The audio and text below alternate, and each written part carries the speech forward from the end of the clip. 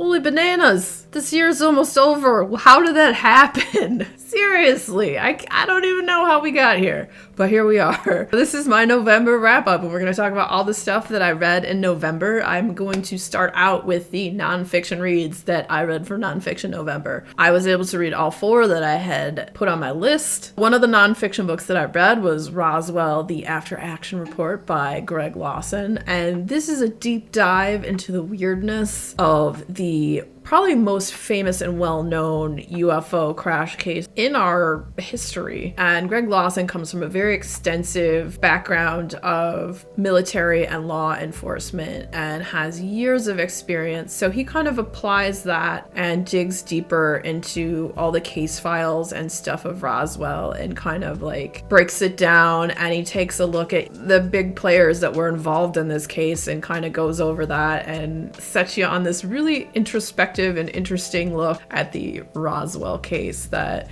you know, you'd think maybe it's been done to death, but he really brought some new stuff and some nuggets of truth to light with his book. So it was absolutely fantastic. And all the books that I talk about today, there'll be a link down below to those. Some of those will be affiliate links, so a little bit goes to the channel and then it also goes to support indie bookstores as well. The next book that I read that was in that same vein for Nonfiction November was Extraterrestrial by Avi Loeb. And that book talks about how in 2017, there was this strange object that was caught as it passed by our galaxy and was caught on some of the telescopes that are around the world.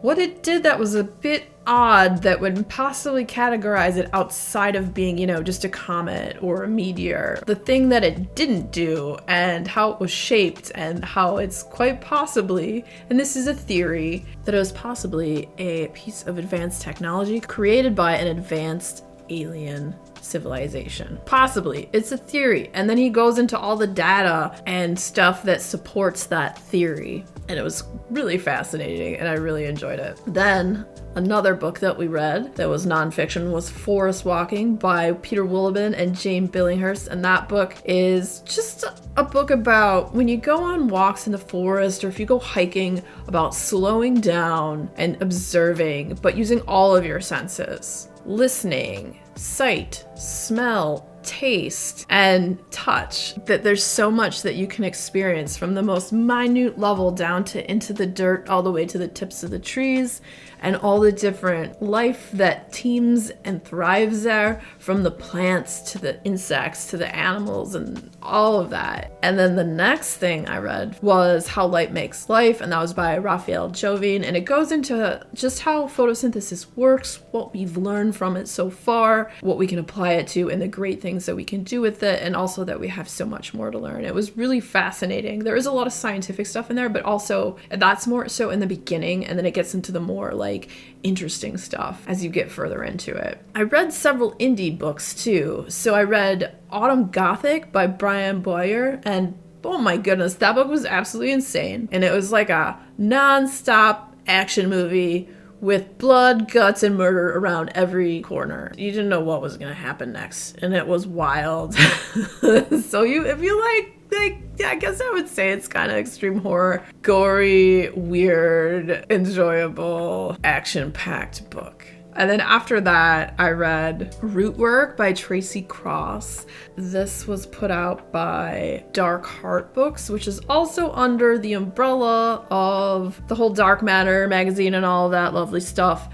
This follows the story of these 3 sisters, and as they go to learn root work with their aunt, who lives out in the woods and practices hoodoo. And it's a story of love and tragedy and family, and it works its magic on you, and it's just such an addictive read, and I really enjoyed it, and I can't wait to see where they go with the story next. So after that, I read Helicopter Parenting in the Age of Drone Warfare by Patrick Barb. That title is a mouthful. It takes a look at where technology is heading. Basically like surveilling your kids and your teenagers from when they're born and just following them with these weird contacts called Cloud E, contacts that you put in their eyes and you can kind of like see through their eyes. And then they have these parental drones that follow the kids around and kind of watch what they do. But even with all that, there's still so much that you can miss. It has the themes of like what happens when you're not really present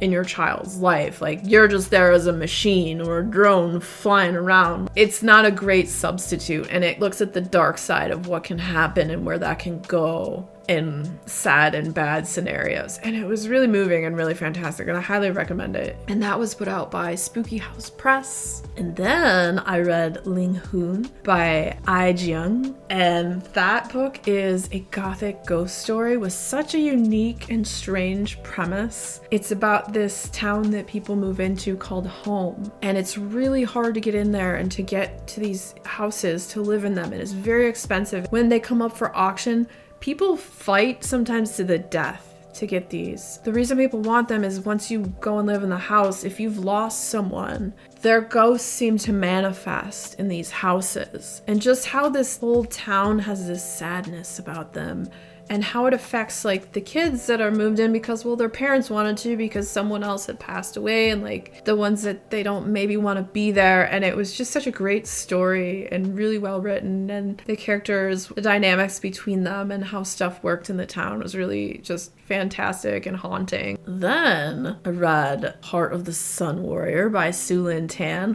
which was the second of the duology of the Celestial Kingdom books.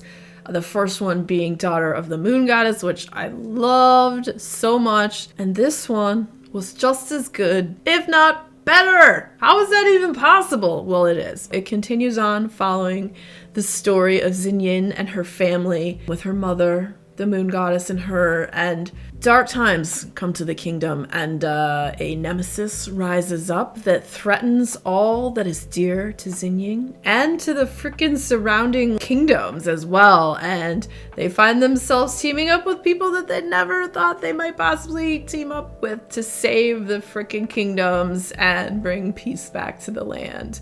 There was action, adventure, love. The writing's phenomenal. The characters are amazing. I cannot recommend it enough. I love this duology, and it honestly may quite possibly be my favorite duology ever. And I don't know if I ever had a favorite duology before, so this takes the spot.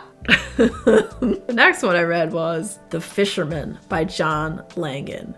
I love this one too. I love this one so much. It's a slow burn, and I mean, to some people maybe that is a little boring because it doesn't jump into action. It builds layer upon layer, and there's a story within a story, and there is a lot about fishing. But if you didn't have that, that's what the story shapes around and molds around. And it's got very Lovecraftian vibes. And it wasn't super scary. There was like weird, creepy stuff in it. Nothing was really like, no jump scares. Like I said, kind of a slow burn about what happened. And the story is, there is this creek called Dutchman's Creek, and weird stuff happens there. People have disappeared and died in that area, and there's weird stories whispered in the shadows about it. It's near this reservoir called the Ashokan Reservoir. There used to be a town that was under the reservoir, and it's like, what else lies under the reservoir? What strange entities or creatures are there? And you find out as you go into the story of the fisherman. Absolutely fantastic. This is probably, I would say, one of my top 10 horror books of the year. And I know it didn't come out this year, but I read it this year. So that's going to be an upcoming video, I think, top 10 horror of the year. And that one's definitely in there. So the next one I read was White Horse by Erica T. Worth. This was a story that was about this woman named Carrie. Her mother left when she was 2 days old and disappeared, possibly murdered or just disappeared. She's hated her for that for pretty much her whole life. And then one day her cousin brings her this bracelet that used to be her mother's. And when she touches it, it's almost like an electrical, like bzzz feeling. And she starts to have these visions when she comes into contact with the bracelet, that she sees stuff through her mother's eyes. And she starts to see this other monster in her dreams that smells like rotting meat. And it seems like her mother won't stop appearing. She needs to figure out what's going on for her mom's spirit to rest. And, you know, it's like a lot of themes of forgiveness and learning to forgive yourself and others. The characters are really well written.